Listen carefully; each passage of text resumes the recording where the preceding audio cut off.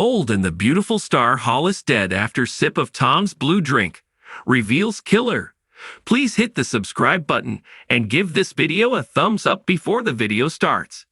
Bold and the beautiful hints that Hollis takes the next nose dive into death after sipping Tom Starr's drink while investigating his demise on the CBS soap. Sheila Carter lets out a blood-curdling scream as clues indicate she happens upon the lifeless body of her co-worker. B&B offers enough clues to now spin a theory. This theory makes both deaths accidental, as someone only wanted to make Tom look like a drug user to get him fired. Deacon Sharp, Sean Canan, was adamant that Tom Starr, Clint Howard, did not take drugs. So in his eyes, the cause of death is wrong. But Deacon was not alone in this thinking. Hollis W. Chambers, also joined Deacon in not believing Tom Starr died of a drug overdose. This week, it looks like Hollis meets his demise in the same manner as Tom, or he is near death when found. So this could spark a double murder mystery on Bold and the Beautiful. But there is a twist somewhere, so here is a feasible theory or two on what that might be. Poppy Nozawa, Romy Park, acted extremely sad and worried after she learned Tom was dead. Earlier that day, Tom showed up at Poppy's front door with a pizza no one ordered. But the pizza was the furthest from his mind. He was there to declare that he fathered Poppy's daughter. So next, Tom planned to tell the world, including Poppy's daughter, Luna Nozawa, Lisa Yamada. But that never happened. He was killed after someone laced his drink. So that declaration never got beyond Poppy. Bill Spencer, Don Diamond, is ecstatic to have a daughter. So much so that he plans to adopt Luna.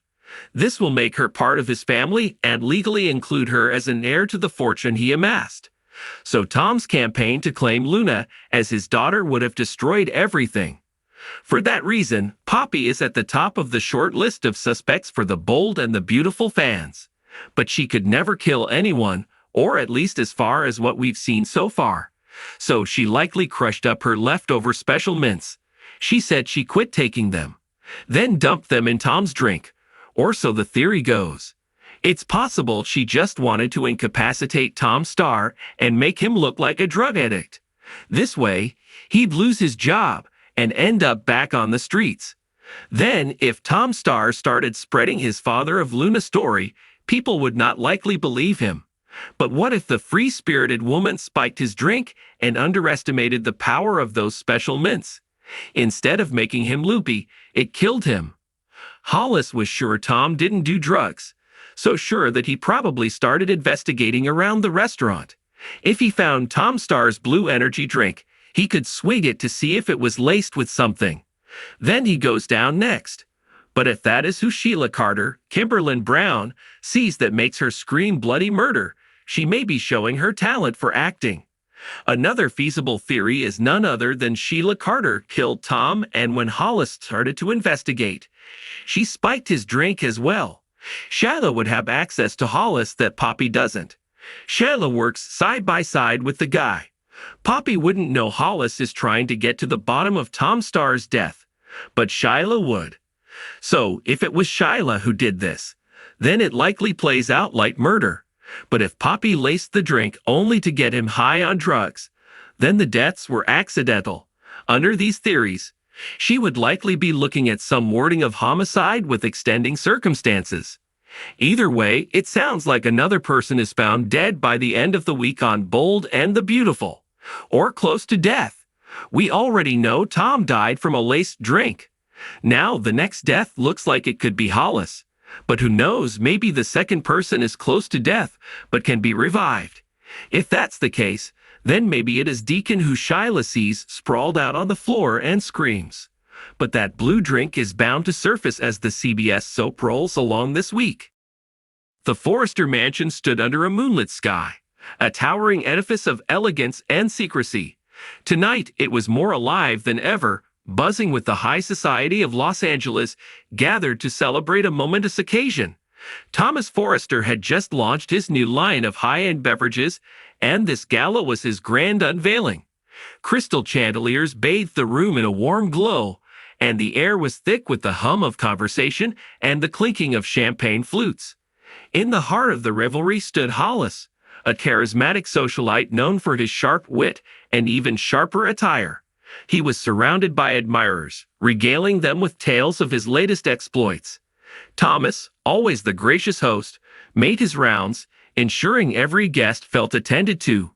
But tonight, his eyes kept drifting toward a particular corner of the room where his newest creation, a mysterious blue drink, was being served.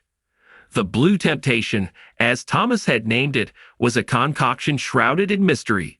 Its electric blue hues sparkled under the lights, drawing intrigued glances from the guests. As the night wore on, more and more people sampled the drink, marveling at its unique flavor. But Hollis, ever the connoisseur, had yet to try it. "Thomas, my friend," Hollis called out, his voice carrying over the din of the party. "I hear you've concocted something extraordinary. Care to share a glass with me?" Thomas smiled, a hint of nervousness flashing across his face. "Of course, Hollis. I'd be honored." He signaled to a waiter, who brought over 2 glasses of the Blue Temptation. The liquid shimmered invitingly as Thomas handed a glass to Hollis. "To new beginnings," Thomas toasted, raising his glass. "To unforgettable nights," Hollis replied, clinking his glass against Thomas's. They both took a sip. Hollis's eyes widened in surprise, then appreciation. "This is remarkable, Thomas. Truly unique." Thomas breathed a sigh of relief, his smile widening. "I'm glad you think so." The night continued, the party growing more lively with each passing hour. Hollis, his glass of Blue Temptation in hand, moved through the crowd, engaging in animated conversations. But as the clock struck midnight, something changed.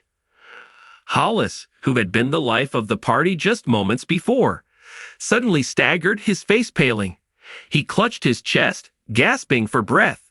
A murmur of concern rippled through the crowd as he collapsed, the glass slipping from his hand and shattering on the marble floor. Chaos erupted. Guests screamed, some rushing to Hollis's side while others backed away in shock. Thomas pushed through the throng, his heart pounding in his chest. He knelt beside Hollis, who was now lying motionless, his eyes wide open, staring blankly at the ceiling. "Call an ambulance," someone shouted, but it was too late. Hollis was gone. The party ended abruptly, the guests dispersing in a haze of confusion and fear. The Forrester mansion, once filled with laughter and music, was now eerily silent. Thomas stood in the middle of the room, staring at the spot where Hollis had fallen. His mind raced with questions. What had happened? Was it a heart attack? An allergic reaction? Or was it something more sinister? The following days were a whirlwind of police investigations and media frenzy. The Blue Temptation was taken for analysis, and the autopsy results were awaited with bated breath. Rumors spread like wildfire, each more outlandish than the last. Some whispered that Hollis had enemies who might have wanted him dead. Others speculated that Thomas's drink was to blame. Then, the autopsy report came back. Hollis had been poisoned. The revelation sent shockwaves through the community. Thomas was devastated. How could this have happened? He had personally overseen every aspect of the drink's creation. It was impossible for it to have been tampered with. Unless... Thomas's thoughts were interrupted by a knock on his office door. Detective Harper, the lead investigator on the case, walked in, her expression grim. "Thomas, we need to talk." Thomas nodded, gesturing for her to sit. "What did you find?" Harper's eyes were piercing, her demeanor no nonsense. "The poison was in the drink, Thomas. But it wasn't there during the initial testing. Someone added it after the fact." Thomas's mind raced. Who could have done this? Who had access to the drinks during the party? Harper continued, "We've narrowed down the suspects to those who had close contact with the drink before it was served. That includes you, Thomas." Thomas's heart sank. "You don't think I..." Harper shook her head. "I don't. But we have to follow every lead. There's one person who stood out in our interviews. Someone who seemed overly interested in the drink." Thomas frowned. "Who?" "Your assistant, Claire." Thomas's eyes widened. Claire had been with him for years. She was loyal, dedicated. But recently, there had been tension. She had been pushing for more responsibility, more recognition. Had he missed something? As if reading his thoughts, Harper said, "We found evidence that Claire had been researching poisons similar to the one found in the drink. We also have witnesses who saw her near the drink table several times that night."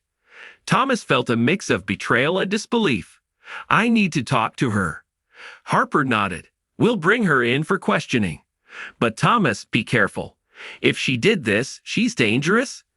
Claire was brought to the police station, her demeanor calm but wary. Thomas watched from behind the one-way mirror as Harper questioned her.